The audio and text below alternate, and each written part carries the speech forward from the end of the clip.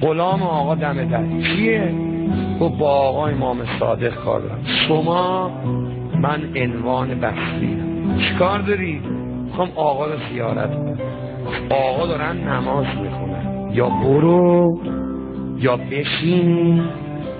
آقا صدات بزن. زدم زیر گرفتم برم. کجا برم؟ جایی رو ندارم برم. گفتم رو همین خاکا میشینم. جوونا اگه در خونه اهل بیت رو خاکا نشستی خدا بلندت میکنی. اگه خودتو زدی زمین جلو اهل بیت خدا آغاز میکنه. که رو خاکا نشستی. که میگفتم خدا یا دل امام صادق آمن میرسه. اگه آقا بگی چرا اومدی چی جواب آقا میده؟ میگه چیزی نگذشت. چند دقیقه بعد غلام اومد گفت که عنوان بسری خوشا به حالت. آقا میگه بفرما تو. شما یه لحظه دلتون رو من بدید، یه لحظه تو رو خدا فرض کنید پشت خیمه امام زمان نشستین، دلتون مثل سیر و سرگه میجوشه که آقا امام زمان اجازه بهتون میده برید تو خیمه یا نه. و غلام آقا بگه بیا تو، آقا میگه بیا. چه حالی پیدا میکنی؟ میخوام امشب اینجوری فکر کنی، خودتو بذار تو عنوان بسری. میگه من دیگه خدای جونی بهم داد، از خوشحالی میخواستم داد بزنم اما اشکام بند نمیومد.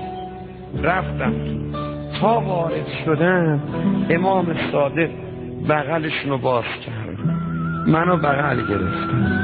حالت چطوره؟ گفتم آقا من 6 ماه دارم میمیرم از شناره.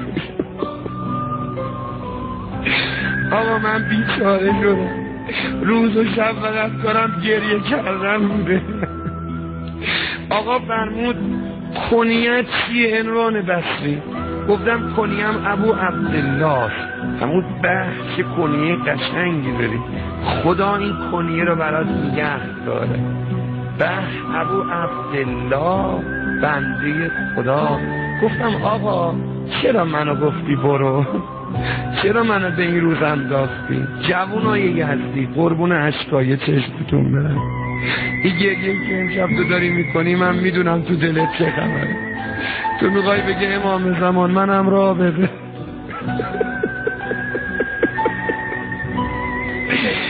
آره چراغا رو خاموش کنید تو. آره این جوونا میگن با مهدی امشب آشتی بکن.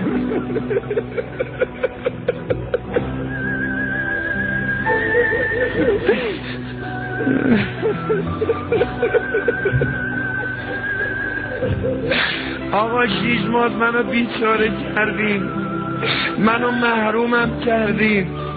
آقا فرمود عنوان بسری تقصیر ما نیست، تقصیر خودتونه. اگه با مایی پس با دشمنان ما چی کار میکنی؟ اگه با مایی پس در خونه دشمن ما چرا میری؟ یه رنگ باش، یه جور باش. حالا فرض کنید امشب امام زمان بیاد تو مجلس، ما هم بگیم بزر فاطمه یه عمر داریم بگیم یا ابن الحسن. چرا جوابمون رو نمیدین؟ چرا قلبمون نمیگذارین؟ آقا جوابشون جواب جدشونه، اوشون هم مثل امام صادق میفرماد اگه با مایی پس در خونه دشمنان ما چی کار میکنی؟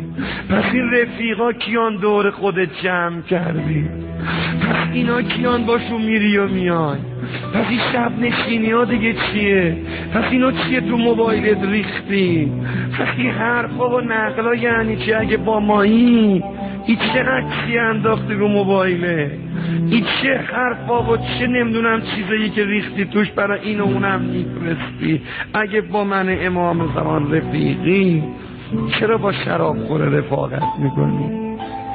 چرا با بی نماز رفاقت میکنی؟ امام زمان ما نمیخوان تا سن عنوان بسری بفهمیم چه اشتباهی میکنیم، الان میخوایم بفهمیم. به جون مادرت فاطمه خودمونم از خودمون خسته شدیم، به سر بریده حسین خودمونم خسته شدیم، از بس توبه کردیم و توبه شکستیم خجالت میکشیم.